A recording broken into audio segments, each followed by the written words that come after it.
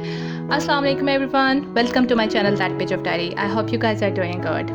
आज मैं आप लोगों के साथ कोई भी फूड रेसिपी शेयर नहीं करने वाली, बल्कि मैं आपके साथ अपना एक छोटा सा ट्रिप शेयर करूँगी। काफ़ी टाइम से we were planning this trip कि हम जाएंगे पंजाब साइड पे, थोड़ा सा हल्ला गुला करेंगे, लेकिन फिर ऐसा हुआ कि कोरोना आ गया और फिर हम नहीं जा सके और फिर हमने प्रेफर किया कि हम घर पे ही बैठें। लेकिन फिर ऐसा हुआ कि कुछ एमरजेंसीज़ थी जिसकी वजह से हमें जाना लाजमी हो गया, तो हमने ये छोटा सा ट्रिप अरेंज किया और हम निकल गए। तो रास्ते में इतना अच्छा मौसम हो गया, बारिश भी स्टार्ट हो गई, तो बिल्कुल भी गर्मी का एहसास ही नहीं हुआ। It was a long trip, तो बारिश से इस ट्रिप को 4 चांद लग गए। अगर आप इंटरनल पंजाब वाली साइड पे गए हों तो आपको अंदाज़ा होगा यकीनन कि वहाँ पे गर्मियाँ और सर्दियाँ दोनों बेहिसाब होती हैं।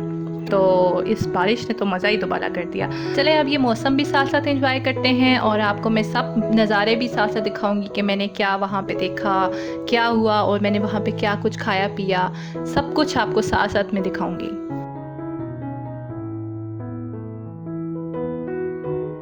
अगर आप जीटी रोड से पंजाब की साइड पे जाएंगे तो वहाँ पे आपको मियाँ जी का रेस्टोरेंट लाजमी नज़र आएगा। तो मेरा ख्याल है कि मियाँ जी रेस्टोरेंट का बच्चे बच्चे को पता होगा कि वहाँ पे क्या चीज़ फेमस है और किसके लिए लोग जीटी रोड से स्पेशली जाते हैं पंजाब की तरफ। यहाँ की दाल और यहाँ का अचार बहुत मशहूर है, यकीनन सबने खाया होगा यहाँ से, क्योंकि अब तो इसकी और भी ब्रांच बन गई हैं। पिंडी में भी है, इस्लामाबाद में भी है, रवात वाली साइड पर भी है और तकरीबन इन्होंने जगह जगह हर स्पॉट पे, मेन स्पॉट्स में अपनी ब्रांचेस खोल दी हैं।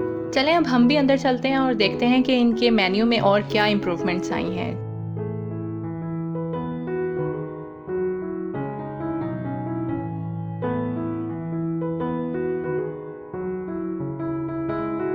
सुबह के 7 बज रहे हैं और यहाँ पे कोई रश नहीं है। अचार की बोतल्स अभी तक उसी तरह से फिल्ड हैं। तो सबसे पहले तो हमने अचार के ऊपर धावा बोला है, साथ साथ फिर हमने दूसरा ऑर्डर जो दिया था वो भी आना शुरू हो गया और चाय भी मस्ट है, आपको पता है। हमारा ऑर्डर आ गया है, हमने 1 प्लेट चने की मंगवाई है और 2 प्लेट दाल की मंगवाई है। यहाँ की स्पेशल दाल, ऊपर घी का तड़का लगा के क्या मज़ा आ गया। साथ में गरम गरम पराठे, थोड़े से मोटे हैं लेकिन चलेंगे। मुझे वैसे ज़्यादा क्रिस्पी पराठे अच्छे लगते हैं। साथ में लस्सी और चाय, ये तो एसेंशियल्स हैं, और साथ में अचार, दाल के साथ अचार खाएं, वाह वाह वाह, मज़ा आ जाता है। खाने की बात हो रही है तो मैं थोड़ा सा इनके बारे में आपको अच्छा एस्पेक्ट भी बता दूं कि ये इनकी इतनी फ़ास्ट सर्विसेज होती हैं कि आप बस बैठते हो, ऑर्डर करते हो और साथ ही आपको खाना सर्व कर देते हैं। दूसरी इनकी बहुत अच्छी बात जो मुझे लगती है वो इनकी मैनेजमेंट है। बाथरूम आपको कभी भी इनके पब्लिक टॉयलेट तो लगेंगे ही नहीं, इतने साफ़ सुथरे और वर्किंग कंडीशन में है। मियाँ जी रेस्टोरेंट को इन्होंने 2 पोर्शंस में डिवाइड कर दिया है, एक ढाबा स्टाइल में है और एक एग्जेक्टिव स्टाइल में है, और दोनों की प्राइजेस में भी बहुत अच्छा खासा डिफरेंस है। मियाँ जी से नाश्ता करने के बाद हमने अपना सफ़र वापस शुरू किया मंजिल की तरफ, और रास्ते में फिर हमने कुछ मिट्टी के बर्तन देखे। फिर मेरे फादर हमें रास्ते में साथ साथ बताते गए सारी जगहों के बारे में, और जो जो काम मेरे दादा अबू ने वहाँ पे किए हुए थे वो भी बताए। ये जो आप अभी नहर देख रहे हैं ये मेरे दादा अबू ने बनाई है, उनकी कंस्ट्रक्शन उनके सुपरविज़न पे बनी गई है। मेरे दादा अबू MES में SDO थे, तो ये सारे काम जो हैं उन्होंने ही अपनी सुपरविज़न में करवाए थे, और माशाल्लाह इट्स अ मास्टरपीस। ये तकरीबन 1950 से 1960 के दौर में ये बनाई गई थी नहर, और इसका ये देखें आप, एक साइड सूखी हुई है और एक साइड पे पानी है। ये जो सूखी वाली साइड है ये बारिश का पानी, जो सैलाब वगैरह है उनको, उनकी प्रोटेक्शन के लिए ये चीज़ बनाई गई है, और अगर आप उसकी दूसरी तरफ देखेंगे तो वो वापस पानी नीचे से निकल रहा है। इस जगह का नाम सेफन है और ये नहर का पानी नाला डेक से आ रहा है। नाला डेक की हिस्ट्री अगर आपको नहीं पता तो प्लीज़ गूगल करें और देखें कि ये कितनी हिस्टोरिकल इम्पोर्टेंस रखती है।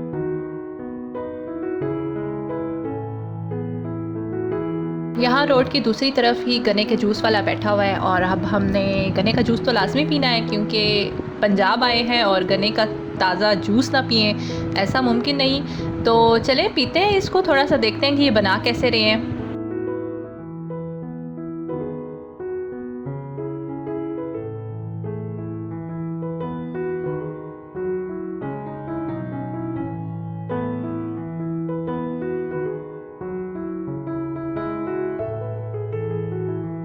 ये गन्ने ताज़ा खेत से उतारे गए हैं और इस गन्ने को बनाने के लिए इन्होंने साथ-साथ लीमू और अदरक भी डाला है और एंड पे इन्होंने काला नमक डाला था, जिसकी वज़ह से इसका मज़ा और दुबाला हो गया।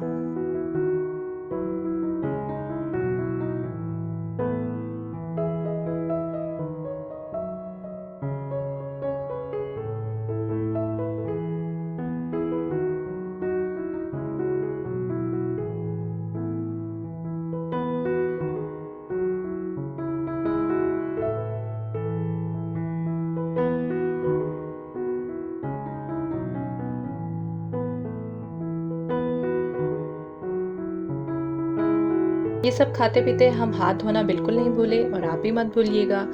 चलें अब आगे चलते हैं और मैं आपको अपना गाँव दिखाती हूँ। गाँव की ताज़ा हवा में एक अलग ही नशा है। आप वहाँ जाते हैं और आपका दिल एकदम से मुतमईन हो जाता है। इतनी ग्रीनरी देखने के बाद आपका दिल ही नहीं करता आप वापस आएँ। क्या आप सबके साथ भी ऐसा ही होता है कि आपका दिल नहीं करता एक दफ़ा गाँव जाने के बाद वापस आने का? बाय द वे ये सारे फल के दरख्त लगे हुए हैं, जिनमें से कुछ जामुन के हैं, लसूड़ों के हैं और भी कुछ हैं जिनके नाम मुझे नहीं पता। अब मैं जा रही हूँ घर की तरफ और पहले कुछ खाऊं पीऊँगी, थोड़ा सा रेस्ट करेंगे और फिर हम दोबारा वापस खेत की तरफ आएंगे और देखेंगे इन्होंने क्या-क्या इस दफ़ा इस मौसम में लगाया हुआ है। जैसे कि आप देख सकते हैं मेरी राइट साइड पे भी खेत हैं और लेफ़्ट साइड पे भी खेत हैं। ये गंदम की कटाई हो चुकी है और अब इन लोगों ने नया चावल लगाना है। तो इस वजह से खेत अभी खाली हैं और ये कटाई हुई सूरत हाल है कुछ खेतों की।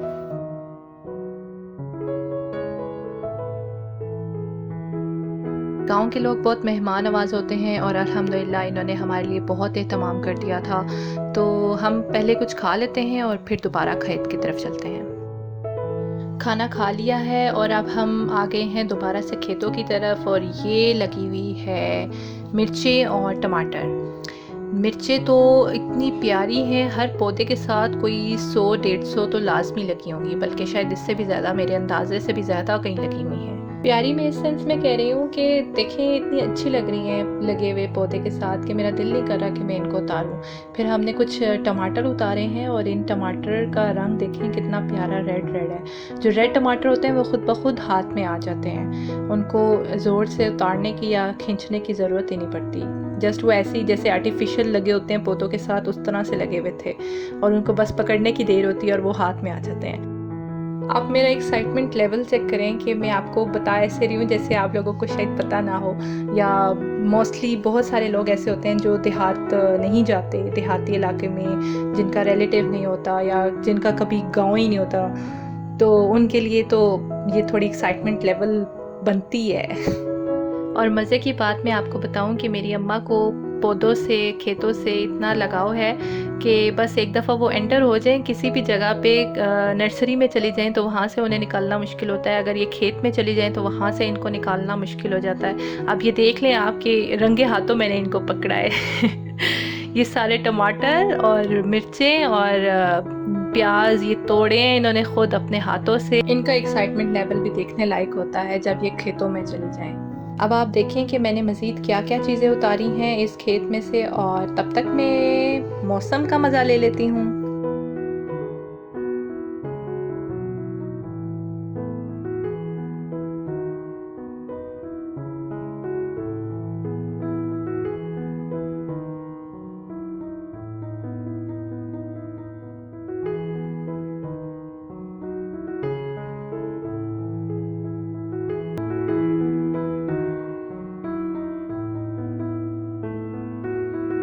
और अब मैं आ गई हूँ धनिए के खेत में। इसकी इतनी तेज़ फ्रेगनेंस होती है कि अगर आप कहीं दूर से आ रहे हैं तो वहाँ से ही आपको इसकी खुशबू आना शुरू हो जाती है।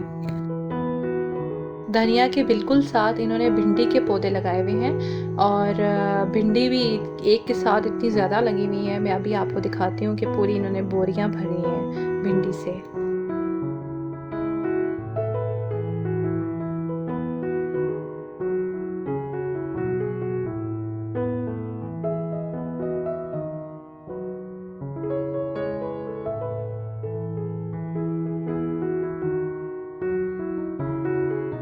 ये देखें इतनी लंबी लंबी भिंडियाँ इसके साथ से उतरी हैं, और जो कोई भिंडी लवर है उसको तो बहुत ही मज़ा आएगा अगर वो भिंडी के खेत में चला जाए। मुझे तो भिंडी बिल्कुल नहीं पसंद, लेकिन बस मुझे देखने की हद तक इसको मज़ा आ रहा है। अच्छा लग रहा है इसको देखना कि इतनी अच्छी अच्छी बड़ी बड़ी भिंडियाँ लगी हुई हैं एक पौधे के साथ। इन्हीं भिंडी के खेत के साथ प्याज के खेत लगे हुए थे, वहाँ से हमने प्याज उतारे हैं और अब हम इनको थोड़ी सी बोरी में डाला है।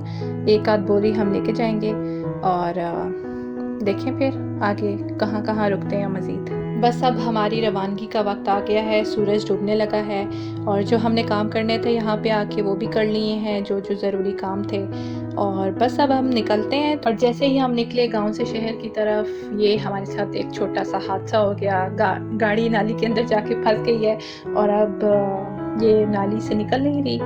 गाड़ी तो निकल आई नाली से, लेकिन हमें फिर से भूख लग गई है और अब हम KFC के ड्राइव थ्रू में खड़े हुए हैं, अपना ऑर्डर रिसीव करने लगे हैं। तो बस इतना सा दिन था, ख़त्म हो गया। अब तो मैं जाके सो जाऊंगी। उम्मीद करती हूँ कि आपको मेरा ये फूड ट्रिप पसंद आया होगा। अगर आया है तो प्लीज़ लाइक करें, सब्सक्राइब करें, शेयर करें और मुझे अपनी दुआ में याद रखिएगा। अल्लाह हाफिज़।